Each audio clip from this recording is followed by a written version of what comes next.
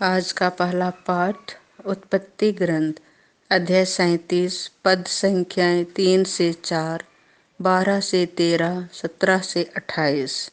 देखो, वह स्वप्न दृष्टा आ रहा है, चलो हम उसे मार दें। इसराइल अपने सब दूसरे पुत्रों से यूसुफ को अधिक प्यार करता था, क्योंकि वह उसके बुढ़ापे की संतान था। उसने यूसुफ के लिए एक सुंदर कुर्ता बनवाया था।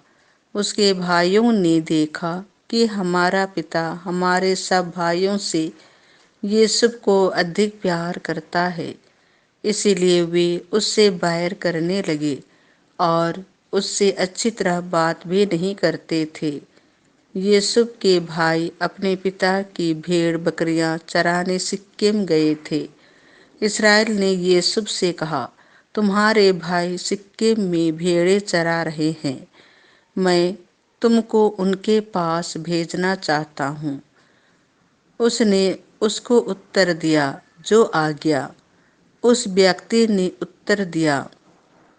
यहाँ से वे आगे बढ़ गए, क्योंकि मैंने उनको यह कहते हुए सुना था कि हम दोतान चले।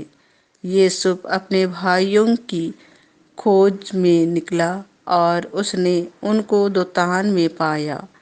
उन्होंने उसे दूर से आते देखा था और उसके पहुंचने से पहले ही वे उसे मार डालने का षड्यंत्र रचने लगे। उन्होंने एक दूसरे से कहा, देखो, वह स्वप्न दृष्टा आ रहा है, चलो हम उसे मारकर किसी कुएं में फेंक दें।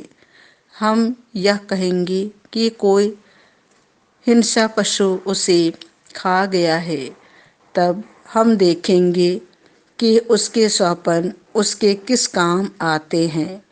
रूबेन यह सुनकर उसे उनके हाथों से बचाने के उद्देश्य से बोला, हम उसकी हत्या ना करें। तब रूबेन ने फिर कहा, तुम उसका रक्त नहीं बहाओ, उसे मरुभूमि के कुएं में फेंक दो, किंतु उस पर हाथ मत लगाओ। वह उसे उनके हाथों से बचा कर पिता के पास पहुंचा देना चाहता था।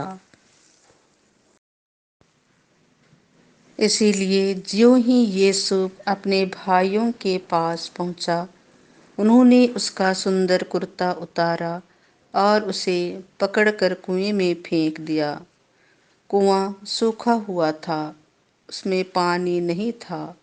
इसके बाद वे बैठकर भोजन करने लगे। उन्होंने आंखें ऊपर उठाकर देखा कि इस्माइलियों का एक कारवां गिलआद से आ रहा है। वे ऊँटों पर गोंद, बलसों और गंधरस लादे मिस्र देश जा रहे थे। तब यूदा ने अपने भाइयों से कहा, अपने भाई को मारने और उसका रक्त छिपाने से हमें क्या लाभ होगा? आओ हम उसे इस्माइलियों के हाथ बेच दें और उस पर हाथ नहीं लगाएं, क्योंकि वह तो हमारा भाई और हमारा रक्त संबंधी है। उसके भाइयों ने उसकी बात मान ली। उस समय मिद्यानी व्यापारी उधर से निकले।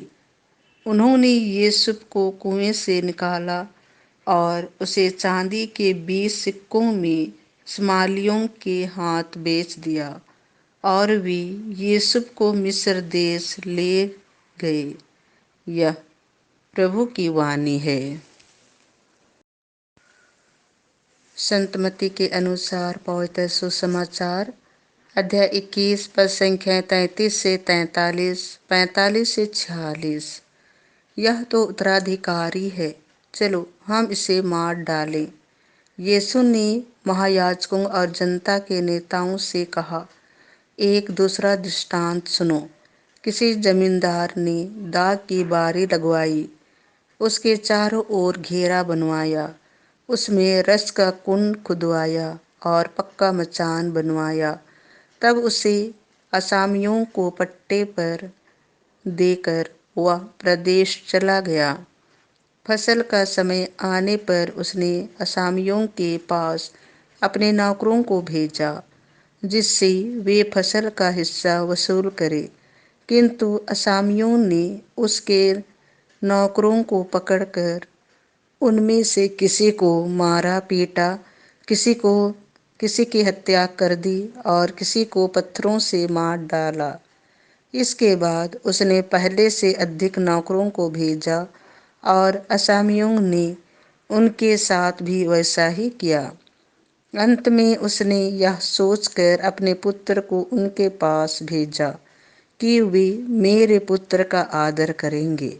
किंतु पुत्र को देखकर असामियों ने एक दूसरे से कहा, यह तो उत्तराधिकारी है, चलो हम इसे मार डालें और उसकी विरासत पर कब्जा कर लें। उन्होंने उसे पकड़ लिया और डाकबारी से बाहर निकालकर मार डाला। जब डाकबारी का स्वामी लौटेगा तो वह उन असामियों का क्या करेगा? उन्होंने यीशु से कहा, वह उन दुष्टों का सर्वनाश करेगा और अपनी डाकबारी का पट्टा दूसरे असामियों को देगा, जो समय पर फसल का हिस्सा देते रहेंगे। यीशु ने उनसे कहा, क्या तुम लोगों ने धर्म ग्रंथ में कभी यह नहीं पढ़ा? कारीगरों ने जिस पत्थर को बेकार समझकर निकाल दिया था, वही कोने का पत्थर बन गया है। यह प्रभु का कार्य है, यह हमारी दृष्टि में अपूर्व है। इसीलिए मैं तुम लोगों से कहता हूँ, स्वर्ग का राज्य तुम से ले लिया जाएगा और ऐसे राष्ट्र को दिया जाएगा जो इसका उचित फल उत्पन्न करेगा। महायाजक और फरीसी उनके दृष्टांत सुनकर समझ गए कि वह हमारे विषय में कह रहे हैं।